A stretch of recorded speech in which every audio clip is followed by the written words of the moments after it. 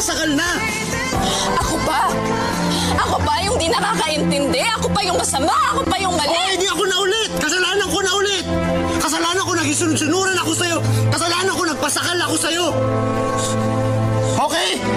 Kung mahal mo ko, may intindihan mo ko. So pati pagmamahal ko kay questionin mo? Wow! Ang bihira! Mabuti pa tapusin na lang natin to! Sige, mag-break na lang tayo!